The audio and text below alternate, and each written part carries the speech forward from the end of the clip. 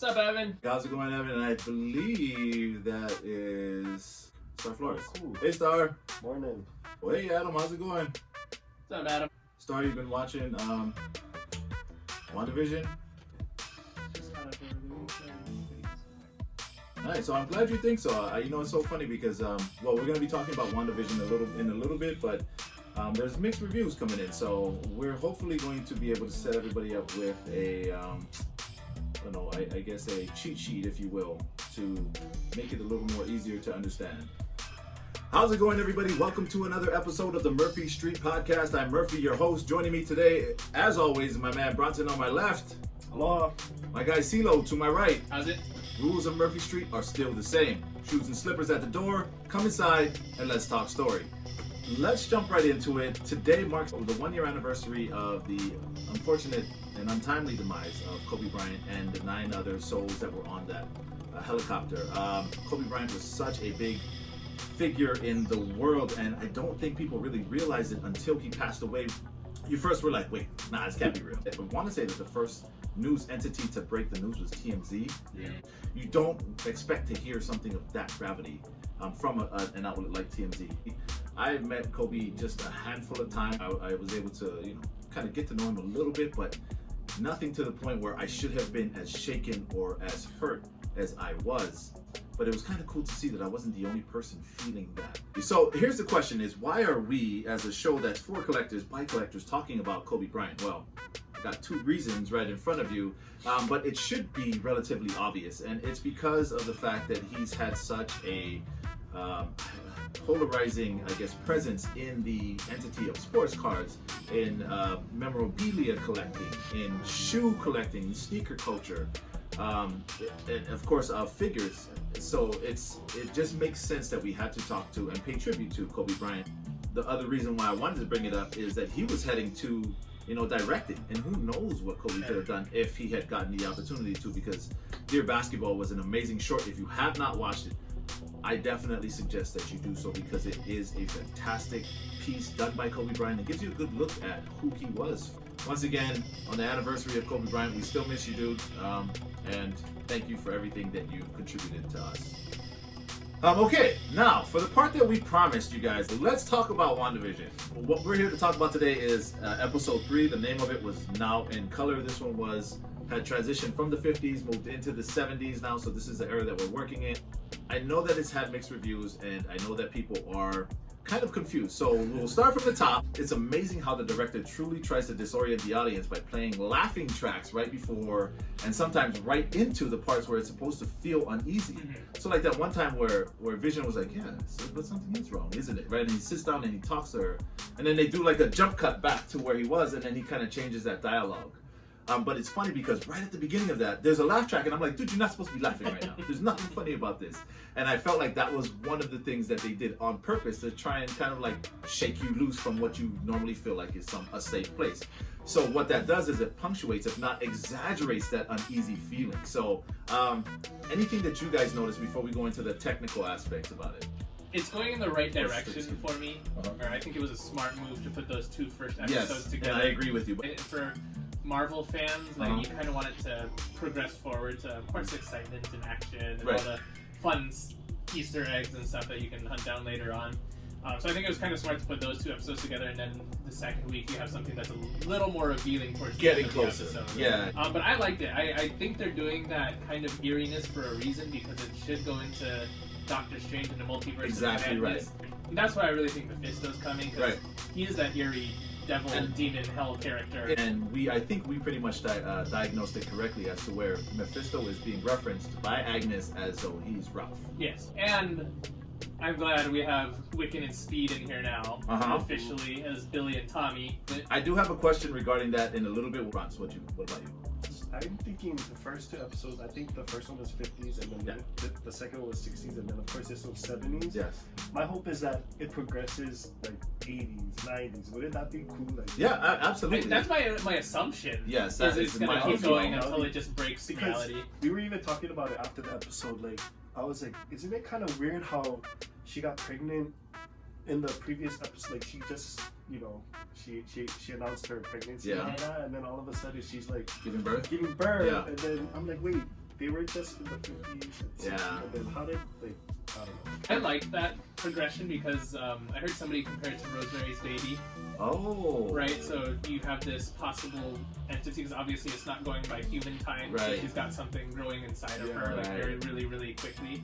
It looks like she may be swinging towards an antagonist role by the end of this. Wanda? Yeah. You know, and I did get that feeling when she was like, oh, she had to go. You know, when she told Vision, like, I And was just like, some of oh, her that looked looks. almost evil, yeah. And even in the 60s one at the talent show, you had that cult feeling to it. Yeah. Right, Yeah, it was very the whole much so. for the children. It was like almost like this like satanic cult kind of chant for the children. Yeah. And I'm assuming now, because there's no other children in the town, they're talking about her children. Right. Let's see what Star has. First of all, Evan says slowly but surely moving in the right direction. Very slowly. Agreed. Star says, I think all the animals that have been put in are signaling for Mephisto to come into play too. I'm curious to see which animal they throw into episode 4. Nice. I Yeah. didn't notice any of those. Oh, the bird, the stork. Yeah. The stork. so this stork is- was creepy. Yeah, this is my question, and you know, I didn't put this in my notes, but thank you for reminding me, Star. That stork, every time that Wanda tried to like poof him away, he just kind of Yeah, just Yeah. and shook it off. shook it off. Yeah, It had that creepy feeling right. at the same Because time. it was just completely ignoring her and like getting closer and closer.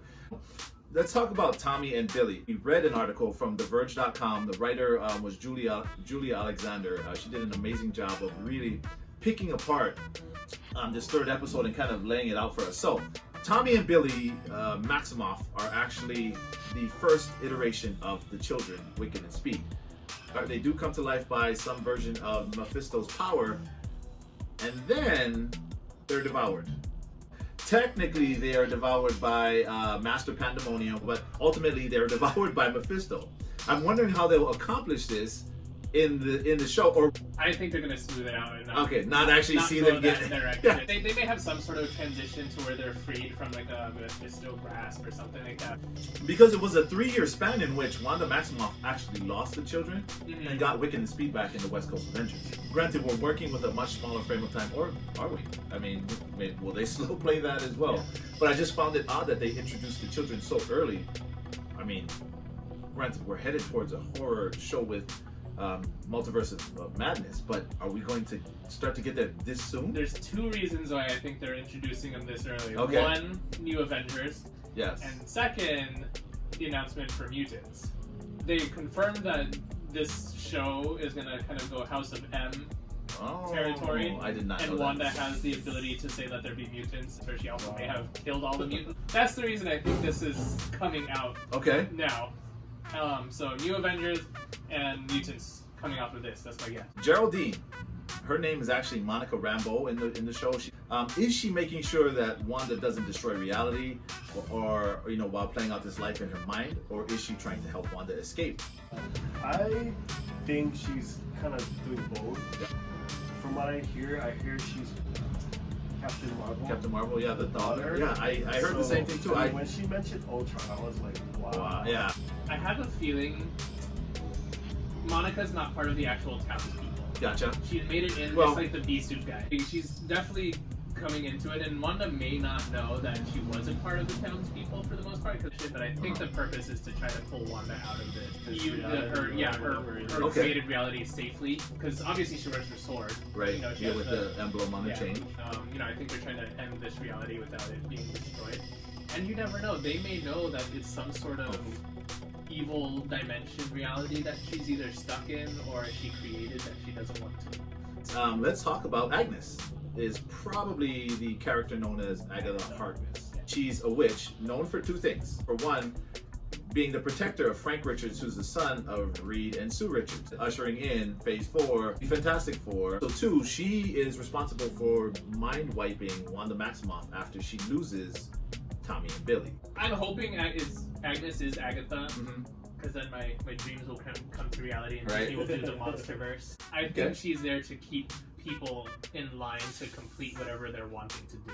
Yeah, and that's why at the end where I thought it was funny when the guy was freaking glitching and cutting through the wall and stuff. She repeated that stop it thing when they were talking that was in the first episode. Yeah, real subtle.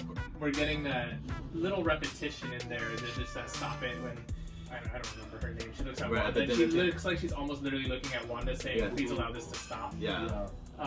So there's a lot of stuff in the background. I think that they're still gonna open. It's up. so crazy. Yeah.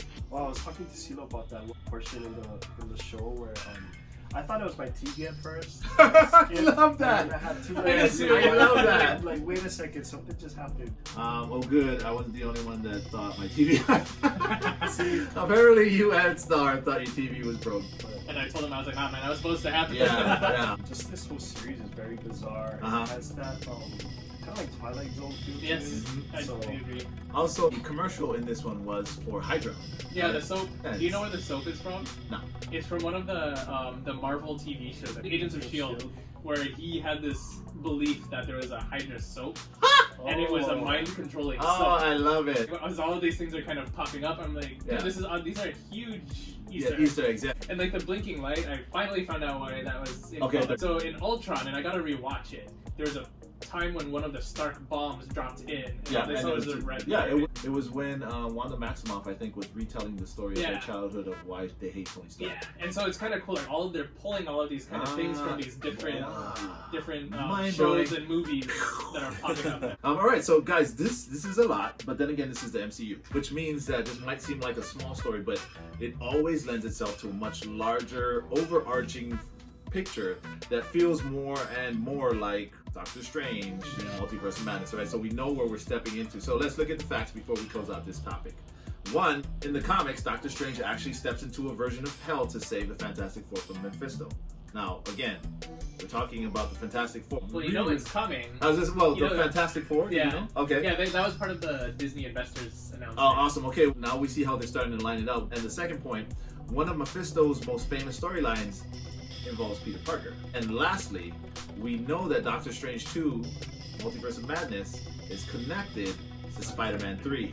We're gonna need to be patient because ultimately it is gonna pay off. These are the things that we're seeing without actually seeing. Teaser. You really have to unearth the gold. Like you have to sift and mine and spit shine everything. But when you look at it, it is fantastic. Yeah. And I kind of like that about this because I don't think it's a show that they ever intend to have a second season. Oh, I really? think it's just a kickstart into the predecessor the to new phase. Multiverse of Madness, Phase 4 area. Yeah. That's so dope. And this one, I think you're gonna see it go right into the rest of the MCU. with all of this Marvel stuff, we didn't even bother to release Black Widow yet. With all this time that they've had, you think they might have added? Well, that's not a bad idea because it is still kind of like off of the timeline, right? Yeah.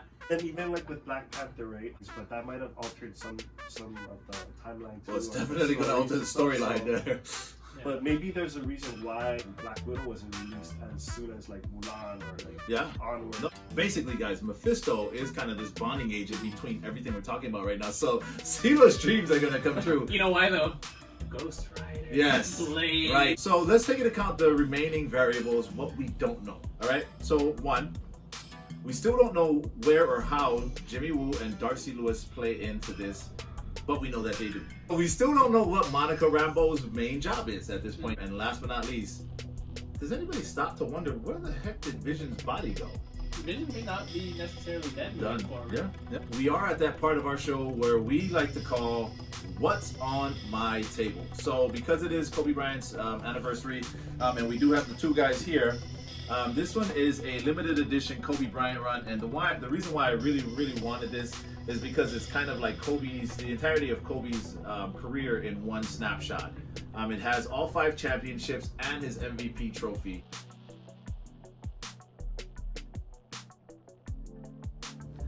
Having said that, we will wrap up the show for today. You can catch the Murphy Street Podcast on Spreaker, on Apple Podcast, on iHeartRadio, and on Spotify. Like and subscribe to us on YouTube at Murphy Street Productions. There you can catch everything and anything that we put on, especially my all of my Disney World exploits. Would you guys like to let them know where they can find you at CeeLo? CT96707 on IG. Bronson.